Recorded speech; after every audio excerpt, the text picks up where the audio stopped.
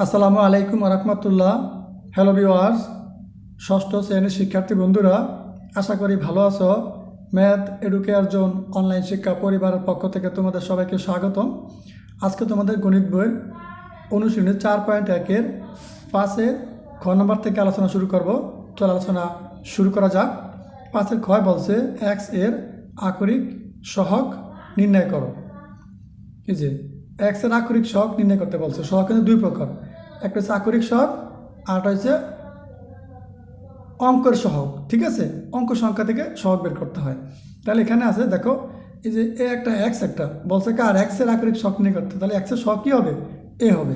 আমরা প্রথমে এই যে ক্ষয়ের রোমান সংখ্যা 1 এটা শিখবো। খেয়াল করো, তোমরা লেখবা এভাবে। আমি এখন তোমাদেরকে দেখিয়ে দিব। এখানে লেখবা 5-এর খ। ঠিক আছে, 5-এর খর রোমান সংখ্যা 1 নম্বর।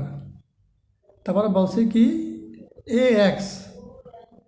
ঠিক আছে, এ এক্স থেকে বলছে এক্সের সহগ নির্ণয় করতে। তুমি লিখবা সুতরাং এখানে এক্স এর সরেয়া খ আক্ষরিক সহগ সহগ সমান সমান এ এক্স।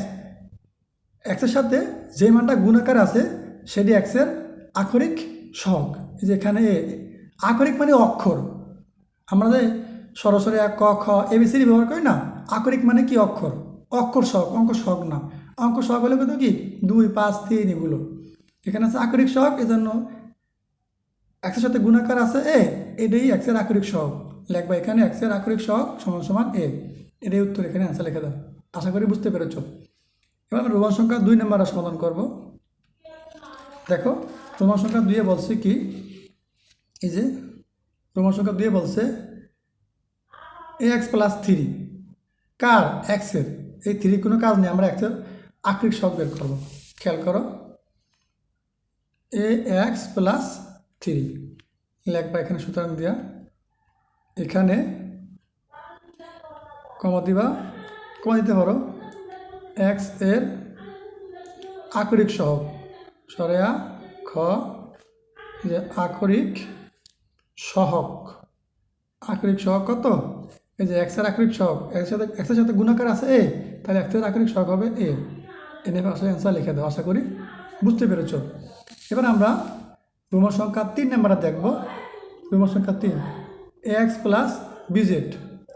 এ এক্স প্লাস বিজেড এক্সের আকরিক সহগ আমরা বের করব।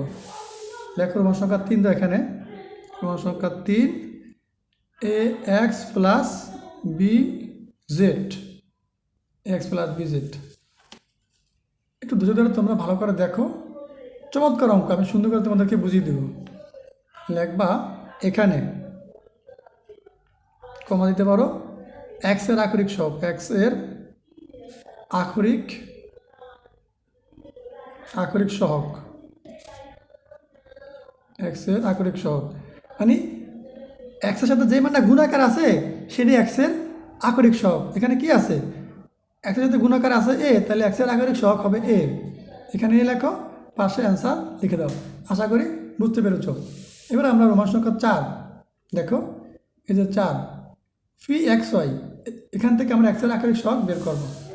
এখানে লেখো রোমান সংখ্যা 4 কি লেখছে প্রশ্নে, ফি এক্স ওয়াই। তোমরা এখন এই প্রশ্নের উত্তর লিখবা, আমি তোমাদেরকে বুঝিয়ে দিই। এখানে এক্স এর আকরিক সহগ, এই যে এক্সের সাথে গুণাকার কি আছে? পি আছে আর ওয়াই আছে, তাহলে এর উত্তর হবে পি ওয়াই। পাশে অ্যান্সার লিখে দাও। আশা করি বুঝতে পেরেছ। প্রিয় শিক্ষার্থীরা, আমরা এই যে 5-এর ক্ষয়ের 4টা অঙ্ক সমাধান করলাম। এবার আমরা এই যে 6 নং শিখব। খেয়াল করো 6 নং কী বলছে, এখান থেকে দেখো ভালো করে বুঝে নাও। একটি কলমের দাম 1 টাকা, একটি বইয়ের দাম ওয়াই টাকা হলে নিচের রাশিগুলোর দ্বারা কি বোঝানো হয়েছে তা লেখো। খেয়াল করো, 6 রোমান সংখ্যাকে বলছে কি 3y।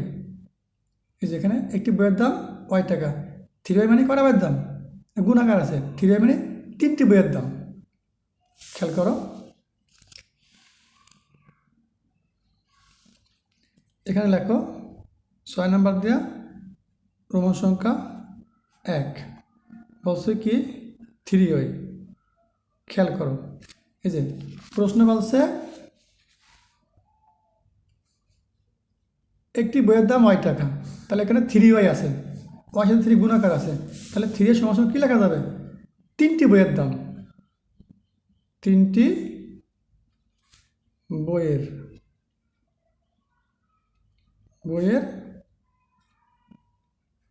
দাম। 3y দ্বারা 3টি বইয়ের দাম বোঝানো হয়েছে, দাম লিখে দিই, বোঝানো হয়েছে, জানো হয়েছে, একটু বড় করে লিখলাম। বইয়ের দাম মানে 3 মানে কি 3টি বইয়ের দাম, এখানে লেখা চলবে। তুমি যদি বোঝানো হয়েছে লেখো তাও চলবে। এবার আমরা রোমান সংখ্যা 2 দেখব। দেখো রোমান সংখ্যা 2 কী বলছে? 7x, এই যে একটি কলমের দাম 1 টাকা, তাহলে 7x মানে কি 60টা কলমের দাম বোঝানো হয়েছে। এখানে লিখবা 7x সমান সমান 7টি কলমের দাম বোঝানো হয়েছে,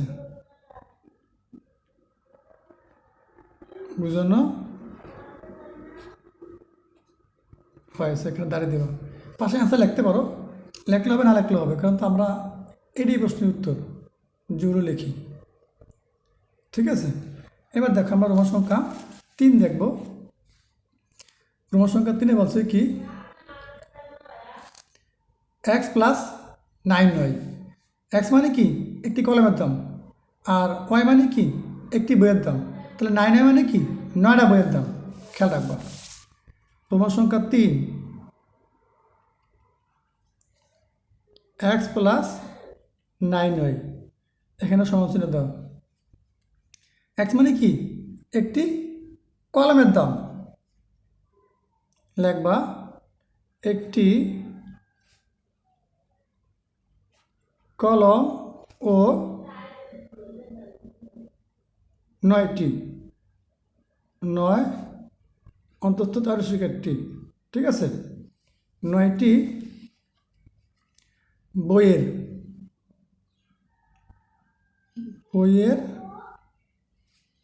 দামের সমষ্টি। এই যে মাঝখানে যোগ চিহ্ন, এই যে এটাকে এই যোগ চিহ্নরে বাংলায় বলতে পারো যোগফল অথবা সমষ্টি। একটি কলম ও 9টি বইয়ের দামের সমষ্টি বোঝানো হয়েছে। এখানে লিখবা বোঝানো হয়েছে। ঠিক আছে, x প্লাস 9 দ্বারা কী বোঝাইছে? একটি কলম ও 9টি বইয়ের দামের সমষ্টি বোঝানো হয়েছে। ঠিক আছে, 6 রোমান সংখ্যা 4 বলছে কি 5x প্লাস 8y। একটা কলমের দাম 1 টাকা, তাহলে 5x মানে কি 5টা কলমের দাম, একটা বইয়ের দাম y টাকা, 8y মানে কি 9টা বইয়ের দাম, প্লাস মানে সমষ্টি বুঝেছে। এখন আমরা যেমন করে সমাধান করব, খেয়াল করো, রোমান সংখ্যা 4 5x প্লাস 9y, এখানে সমানচিহ্ন দাও। অঙ্ক লিখতে পারো 5টি কলম ও 9টি বইয়ের বইয়ের দামের সমষ্টি বোঝানো হয়েছে। এখানে হয়েছে 5x প্লাস 9 দ্বারা কী বোঝাইছে? 5টি কলম ও 9টি বইয়ের দামের সমষ্টি বোঝানো হয়েছে।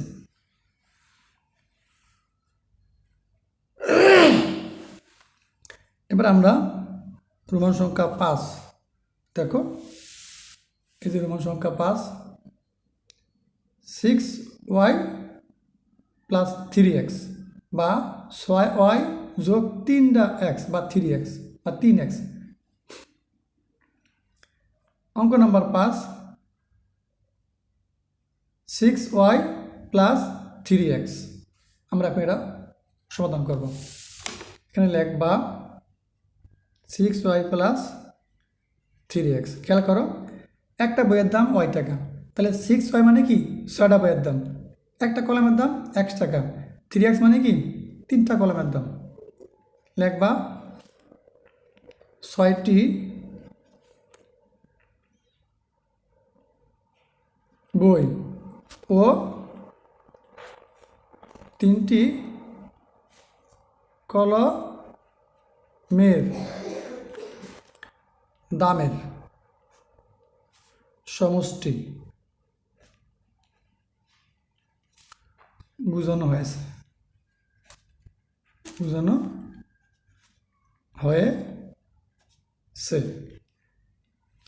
এখানে অ্যান্সার লিখে দেবে। আশা করি বুঝতে পেরেছো।